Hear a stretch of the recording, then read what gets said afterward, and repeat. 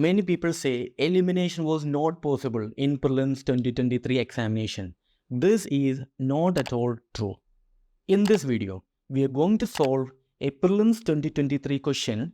My name is Anand Ramabhadran and welcome to Egam IAS. Many UPSC aspirants have enrolled for expensive offline and online coaching, yet they don't have any personal mentor to help solve their problems.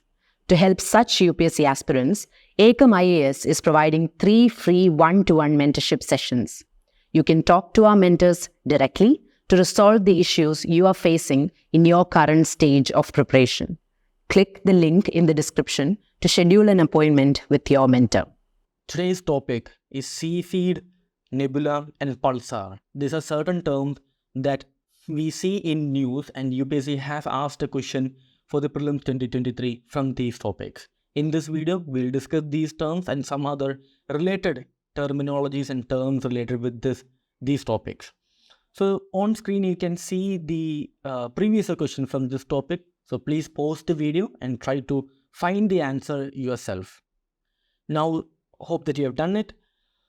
So this is a pair type of question. You can see here only one, only two, all three, none. And many people find these kind of questions and very difficult, and they said that the elimination is not possible at all. And towards the end of the video, we will solve this question and we can eliminate two options with very basic knowledge. We can eliminate two options in this question. Now, first of all, let's start with the relevance of these topics. Let's see why UPSC asked questions from these topics. You can see the news articles has come from these relevant terms. You can see here, this came in February 2023, Cepheids, right? Then the Pulsar, this frequently comes in news almost every year. Pulsars are in news. Here also you can see it, as well as like Nebula. Nebula is won't say that it's a current affair related topic. It is given in NCERT, where they're discussing the evolution of the universe. They have given Nebula as well. So what we should understand from this is that regarding space, regarding these kind of objects which we can observe in space, any terms which appears in news, make sure you understand what that term is. You don't have to dig too much deeper into the topic. Just a surface level understanding would be sufficient, but make sure every term you see in newspaper articles, every term you should be knowing what that is. This has been a repeating pattern. Earlier also they have asked questions regarding gravitational waves and various other terms which appear in news. Okay, so make sure you go through these terms. This has been an established pattern now. Whatever in the news, they'll be asking it. When we read these articles, they are very in-depth articles. The UPSC hasn't asked any such in-depth topic or a related aspect from these topics. Rather, a simple browsing or simple browse regarding any of these terms and what you understand from it. UPSC has asked only from that level. Okay, so make sure you go through the terms. I'm again mentioning it. Now let's begin with today's topic. The first topic we're going to see is neutron star. And these topics, they are related with the evolution of star. So here we have nebula. Nebula is actually a cluster of gases and dust particles, predominantly hydrogen and helium. Okay, now this is the place from where the stars are born. This we study when we study the Big Bang theory and the evolution. So wherever we have this nebula, and later the core of the nebula will become stars, right? We'll discuss in detail regarding nebula in the coming sessions. So here, from nebula, the stars are formed, and there are various chances for star formation. As you can see here, sometimes it can become a white dwarf. Some other times it can become neutron star or black hole. Okay, so this will depend on the size of the star. So if it's in normal sized, average sized star, more chances that it will become a white dwarf. Now when we look at larger stars, right? So this can lead to an explosion. Now this explosion happens when the star runs out of its fuel. We know that the hydrogen and helium, when it runs out of the fuel, it will lead to explosion. Okay, so this explosion, we call it a supernova explosion. At the end of the explosion, the star can collapse on itself. Okay, Now, while this is taking place, while the star is collapsing on itself because of the gravitational attraction, okay, because of its gravity. Because of this, when it's collapsing, there are two chances. Either it can become a neutron star or it will become a black hole. Now, this depends on the size of the star.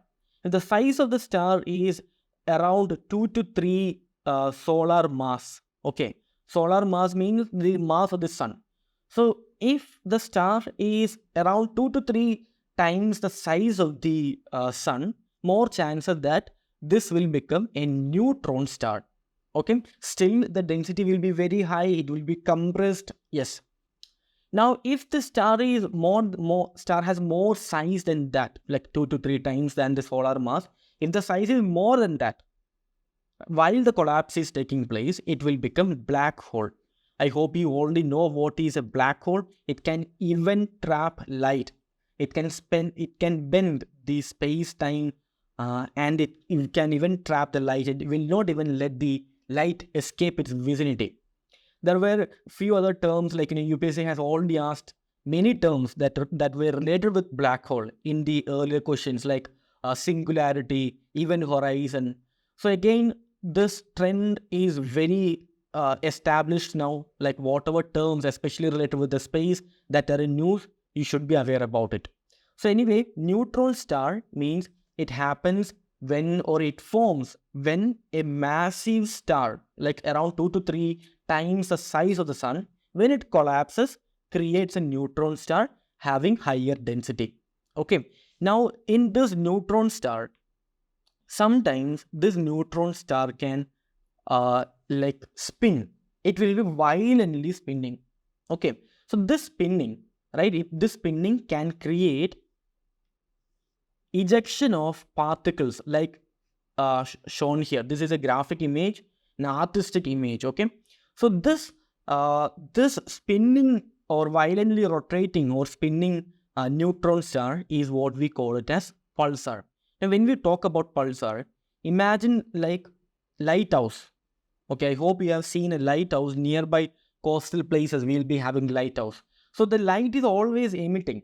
But when we're looking at the lighthouse, all the time we cannot see the light beam. But whenever the light beam is towards us, we can see it. Similarly, in the case of pulsar, they are emitting these beam of electromagnetic radiations in all its direction, and it also has magnetic field around it. So this beam is being emitted in different direction, okay, and it will be emitted through its magnetic axis, So when, if Earth, right, what I mean is that, say, our observatory or generally Earth, when this beam is facing towards Earth, we'll be seeing pulsar. So we'll be able to see a pulsating radiation from pulsars.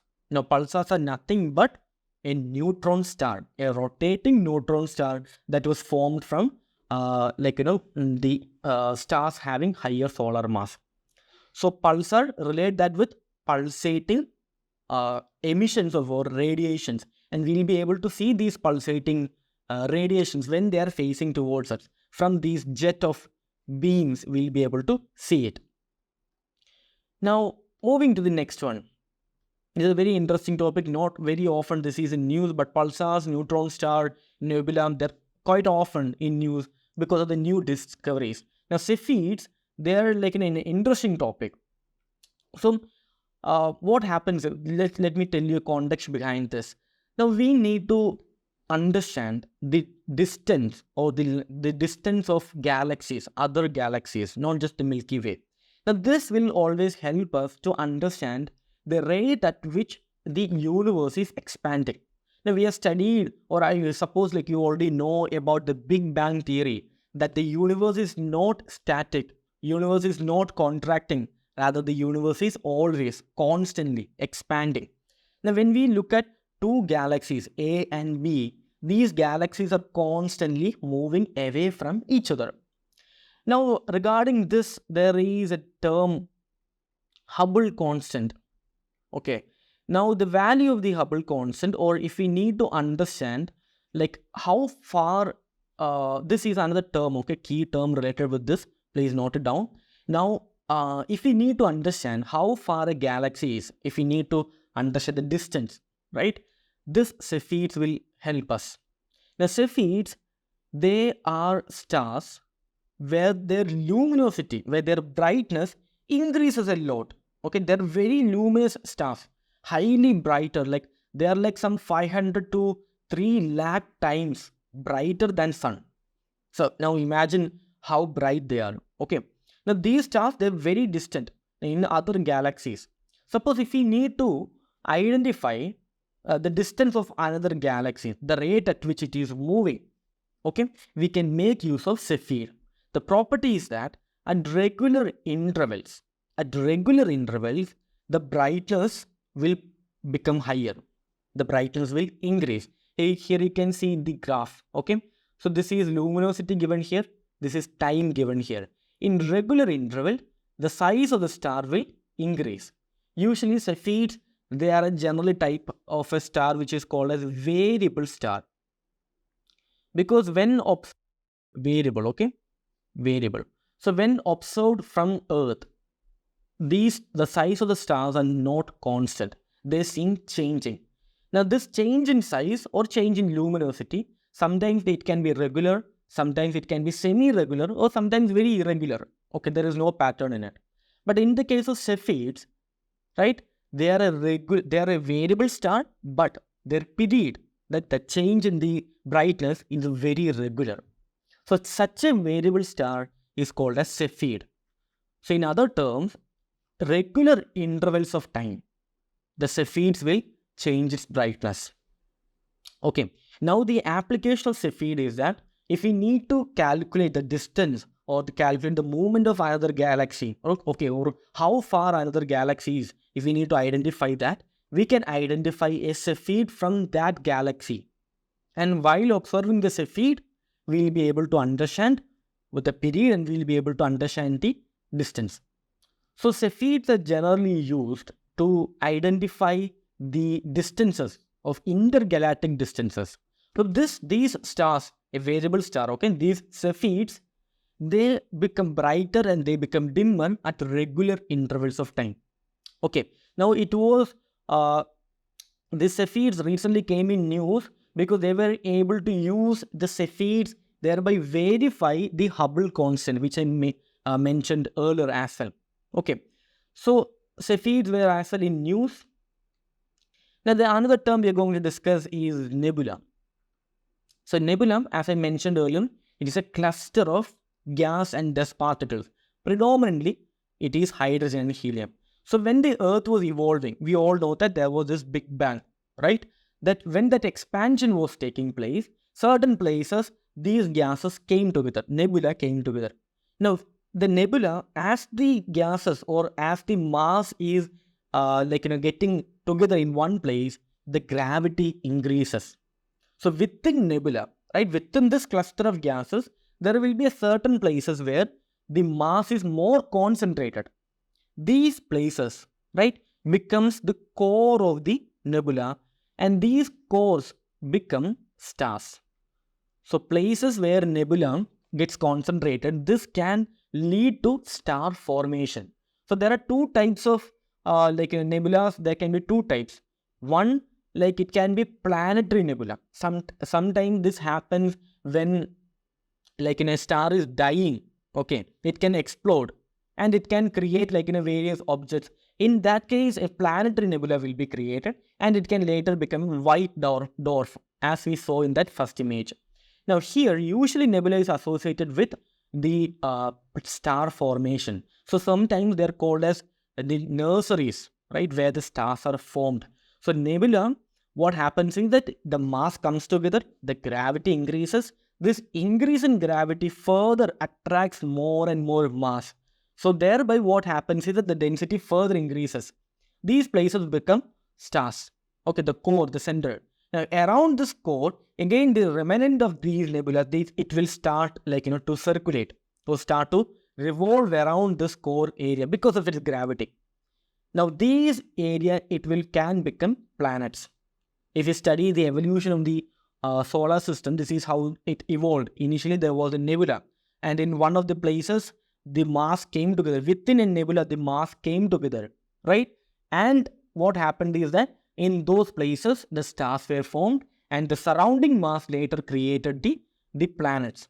This is evident from the age of the planets in solar system. When we look at the how old the planets are, in astronomical units or in astronomical terms, almost all of the planets evolved at the same time. It's not like Mercury evolved first and the other planet, Jupiter, evolved later than Mercury. It's not like that. Almost all planets, in astronomical terms, evolved at the same time because of this, because they all formed from this event.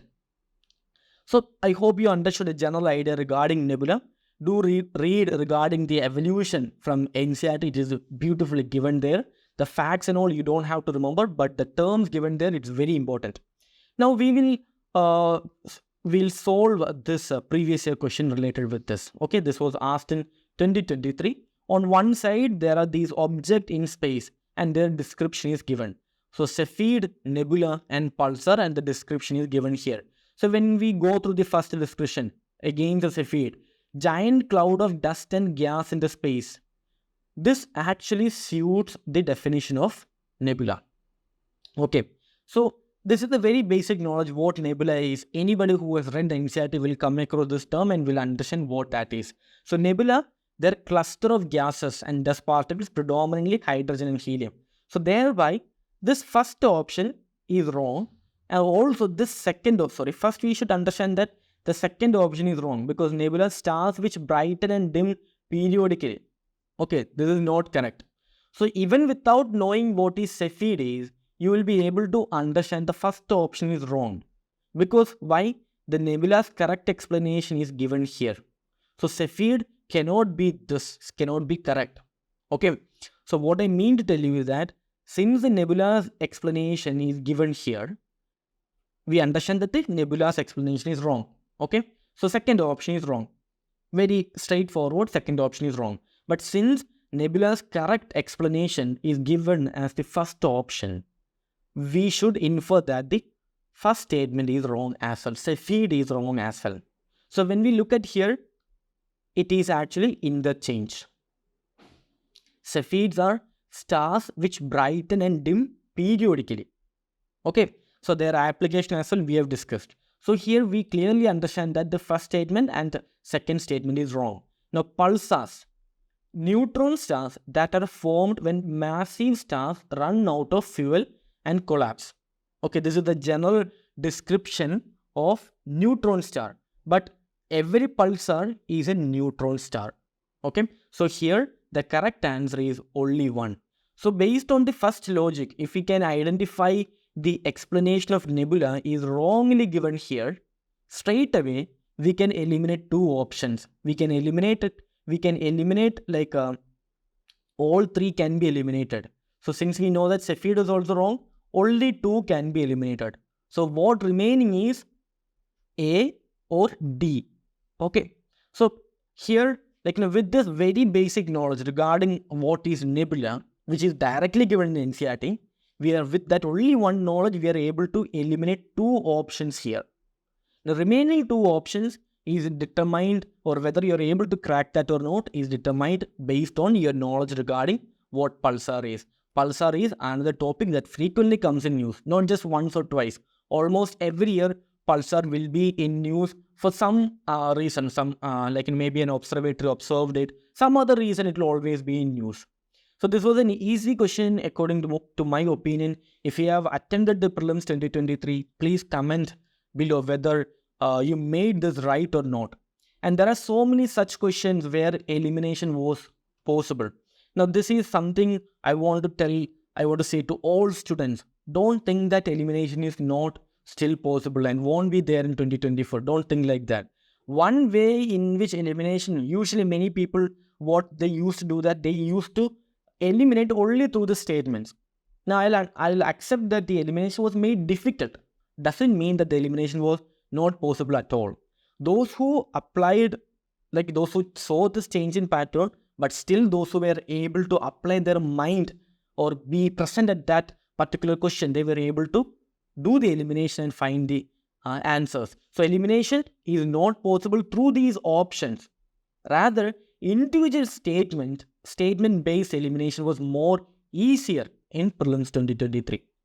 So if you have any doubts regarding these topics which I've discussed here, do comment below this video. I hope you liked today's session. I'll see you in the next one, and thank you for watching.